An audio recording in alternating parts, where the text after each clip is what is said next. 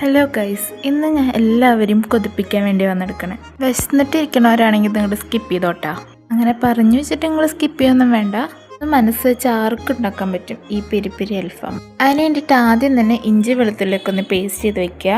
ഇതുപോലെ അടിച്ച് പരത്തിയിട്ട് അതിൻ്റെ ആത്മാവിനെ നമ്മൾ പുറത്തെടുത്ത് വെക്കണം. നമുക്ക് മസാല ഉണ്ടാക്കാം. മിക്സിയുടെ ജാറിലേക്ക് സവാള, തക്കാളി, പച്ചമുളക്, ചെറിയുള്ളി, ജിഞ്ചർ ഗാർലിക് പേസ്റ്റ്, മല്ലിയില എല്ലാം കൂടി മിക്സിയുടെ ജാറിലിട്ട് നന്നായിട്ടൊന്ന് പേസ്റ്റാക്കി എടുക്കുക.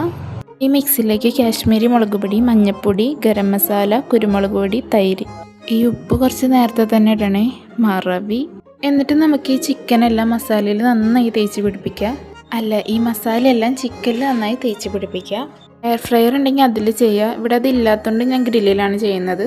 ഇനി ചില്ലി സോസ് ഉണ്ടാക്കാൻ വേണ്ടിയിട്ട് ഒരു പാനിൽ എണ്ണ ചൂടാക്കിയിട്ട് ടൊമാറ്റോ സോസും ചില്ലി ഫ്ലേക്സും വിനീഗറും കൂടി ചേർത്ത് നന്നായിട്ടൊന്ന് മിക്സ് ചെയ്ത് വെക്കുക. എന്നിട്ട് ചിക്കൻ്റെ മേലെ പുരട്ടി കൊടുക്കുക.